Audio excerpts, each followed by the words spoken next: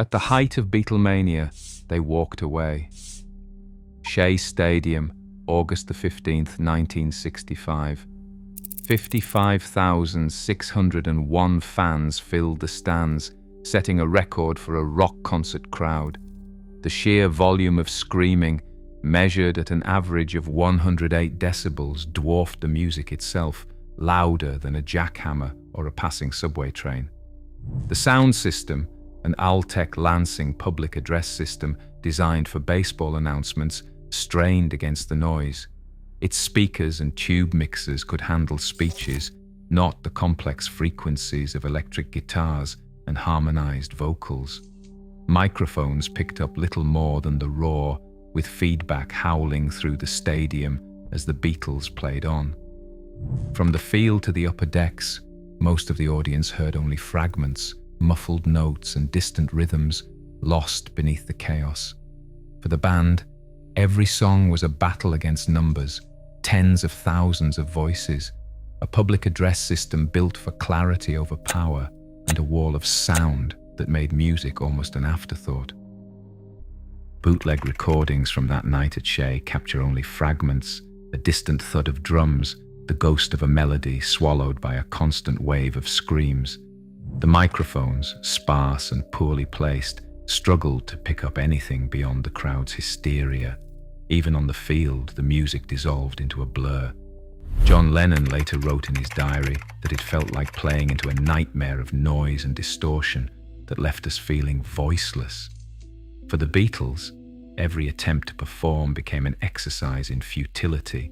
They watched their songs vanish in real time, their harmonies and lyrics erased by the very fans who loved them.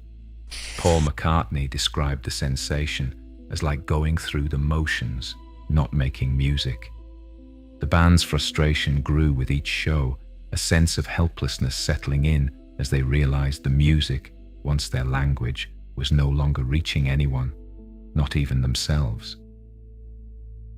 In March 1966, John Lennon's words appeared on the cover of Datebook magazine. "We're more popular than Jesus now." In Britain, the remark passed with little attention, but in the American South, the reaction was swift and furious. Radio stations organized bonfires inviting listeners to burn Beatles records and memorabilia. Churches called for boycotts, and some stores pulled their albums from the shelves. In Memphis, police documented death threats against Lennon, including a note warning, "If you do not apologize, you will be dead." The band's security detail was forced to double, and armored cars became standard for venue arrivals. Lennon, shaken, wrote in his diary about his growing fear. The atmosphere around the tour shifted from excitement to anxiety. Every public appearance carried the risk of violence, and the sense of danger followed them from city to city. By midsummer, the Beatles' performances had become a test of nerve as much as a showcase for music. Candlestick Park, August the 29th, 1966. The air was cold and damp, and the mood backstage was heavy. Road managers Mal Evans and Neil Aspinall moved equipment with a kind of muscle memory, their faces drawn from months of sleepless nights and endless miles. In the days leading up to San Francisco, Evans wrote to manager Brian Epstein about the crew's exhaustion. He said they were loading, unloading, and reloading the same 22-ton truck daily.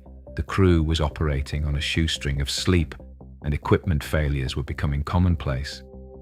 The band's set that night lasted barely 30 minutes, 11 songs played in quick succession with little banter between. Paul McCartney brought a handheld tape recorder on stage, quietly documenting what he sensed was the end.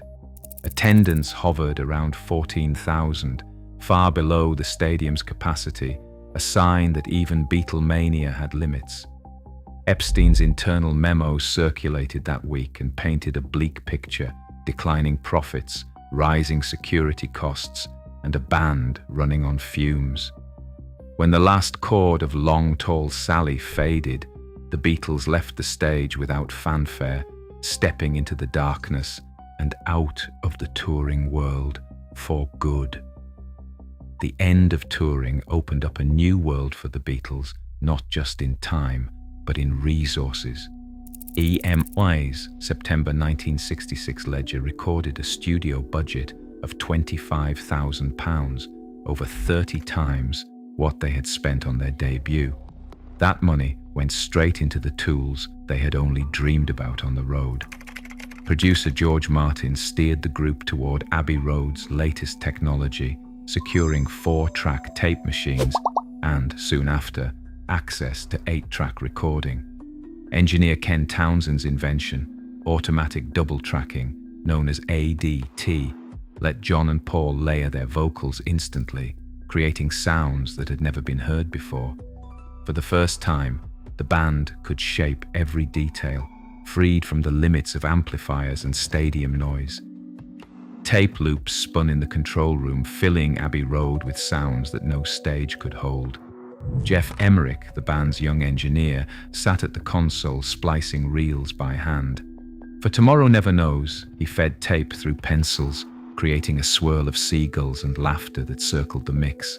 The Beatles layered automatic double-tracked vocals and ran guitars through rotating Leslie speakers, chasing new textures with each take. When they wanted the impossible, George Martin arranged a 40-piece orchestra, asking players to build a rising wall of sound for a day in the life. These experiments would shape Sgt. Pepper's Lonely Hearts Club Band, released in 1967. That year, album sales overtook singles for the first time as listeners turned from concert halls to the world inside their headphones. Every artist today owes a debt to that silence. When the stage fell quiet, the studio became limitless, and music still chases the boundaries the Beatles dared to erase.